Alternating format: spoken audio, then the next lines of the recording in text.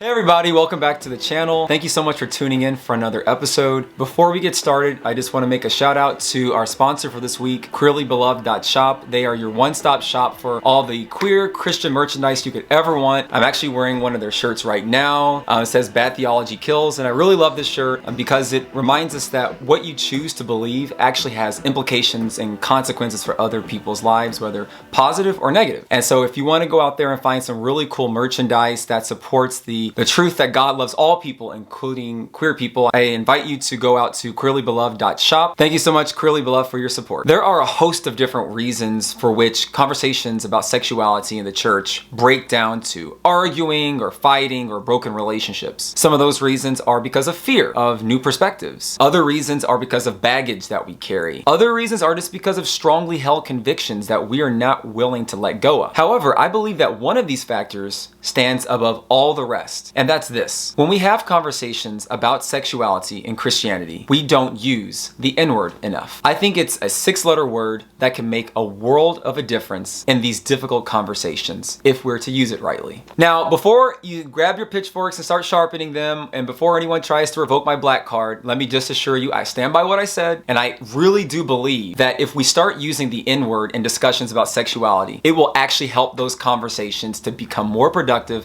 and beneficial for everyone on all sides. Humans are notoriously awful at not being able to countenance the beliefs of others whose beliefs challenge their own. And the Christian discourse about sexuality is no different. Especially in the last several years, there has been an expansion in LGBT advocacy and seeking LGBT rights, and this has caused a lot of schism in Christianity. So now whenever you have conversations about sexuality in any church setting, it's like a ticking time bomb that's just waiting to go off. So for instance, someone might hear homosexuality in the church and automatically it triggers this response in them where they're like, oh no, we can't have that come into the church because it's going to cause us to compromise and we're going to become promiscuous and licentious and permit all kinds of sin in the church. Or maybe you hear someone advocate for singleness and celibacy, and then all of a sudden all the married people want to get all defensive and say, oh wait, they're trying to trample on the values of marriage. Because of the various convictions or fears that we have, we come to these conversations already with a mindset in place that impedes our ability to actually listen to other people's arguments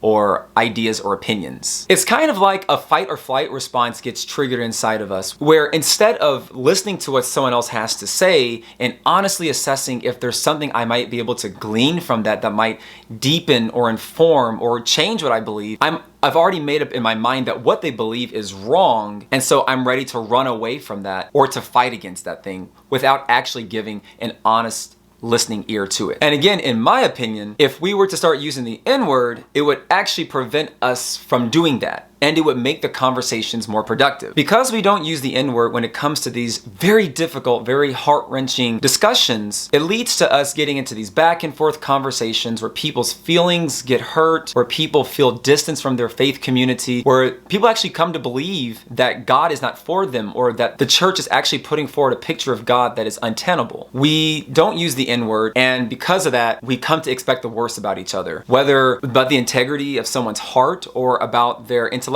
honesty. I'm guilty. We're all guilty of it. And do you want to know what the worst part about all that is? Those people who actually need to have their voices listened to go unheard. Meanwhile, the people who have the power, the people who are the majority, their voices dominate the discussion. Those who actually need to learn more and to listen more so they can change their ways actually go away feeling validated in what they believe. And those ways that they feel validated in actually end up hurting the people that they're supposed to learn from. And those who need to learn, those who need to listen, end up not hearing those marginalized voices, and they go on in willing or even unwillful ignorance about how their opinions are actually hurting those who are oppressed. And that is why I believe that we need to use the N-word in conversations about sexuality. In my opinion, the N-word levels the playing field for everyone and makes everyone more gracious, more patient, humble, able to be taught and instructed, and it makes people more considerate. They're able to consider, oh, so this is how my behaviors, my actions, my thoughts about X, Y, and Z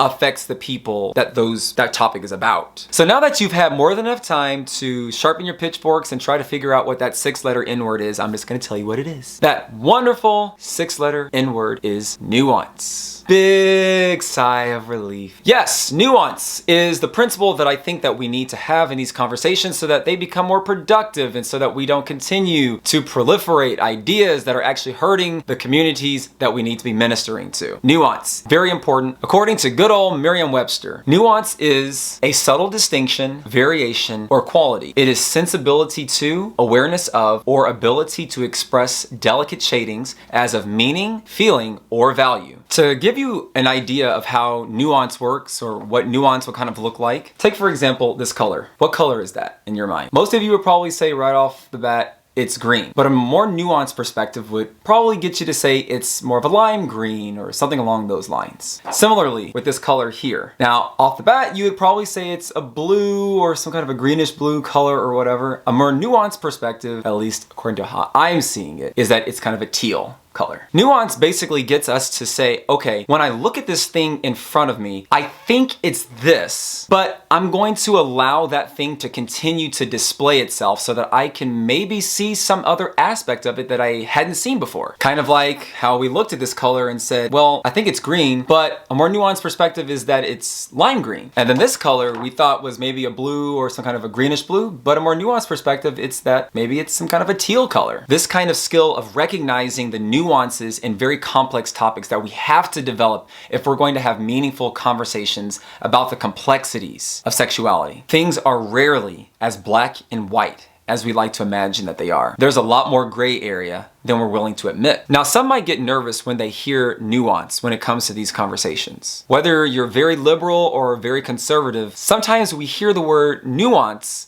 and we actually hear another word, compromise. We think that if I have to recognize the nuances to a discussion, the nuances to someone else's point of view, that means that I have to throw out the baseline beliefs that I have. However, I don't think that equation of nuance and compromise is actually true. Nuance has to do with you're trying to see what are the delicate shadings of something I might be missing, I might not be capturing when I'm having this discussion. Compromise is kind of like you're just too scared to stand for anything and you're willing to kowtow in order to make other people feel good. The two are not the same. Personally, when it comes to having these discussions, I almost rarely will ever tell anyone to throw out any of their beliefs about a matter because there might be something in their beliefs that we need to actually have in the conversation to contribute to a more meaningful dialogue. But what I do tell people is that when you come to these discussions where there are so many different perspectives and when the truth of the matter is so much bigger than what you can comprehend, you need to be willing to at least suspend your beliefs on something so that you can learn more. It just might be that there is something you might need to correct, you might need to adapt, or you might need to just completely throw away. But only if you're willing to think in a nuanced way will you be able to reflectively consider how your opinion on something might need to change or be altered or be completely discarded. Because just admit it, you could be wrong. And are you willing to let your unwillingness to maybe be wrong negatively impact someone else? Nuanced thinking is a biblical call for us to remember that as humans, there are limits to what we can know, how we can know what we can know, and to what extent we can be certain of what we know. It's tempting to believe that if I believe something and I believe I have sufficient evidence to substantiate those beliefs, that means that I have come to a point of absolute objectivity on a particular matter. And only if you agree with my position on something are you using your reasoning powers effectively. In other words, to prove that you are using your intellectual powers to the best of your ability, you have to come to my conclusion because my conclusion is the right conclusion. My friend Bridget, Eileen, who has an amazing blog called Meditations of a Traveling Nun. You should check it out. She actually put out a post the other day that I think really captures the heart of why making the distinction between what we believe and the absolute truth on something, making that distinction is absolutely crucial, especially when it comes to talking about sexuality and Christianity. And this is what she says. Too often, we treat our own viewpoint as though we see through the eyes of Jesus Christ himself. So when people disagree, we act as if they differ not with us, but with God. We might as well make ourselves out to be God. Her point and my point is not that there isn't absolute truth on this topic or any number of topics. The point is that we need to be gracious enough to remember that we all have limitations when it comes to these kinds of conversations.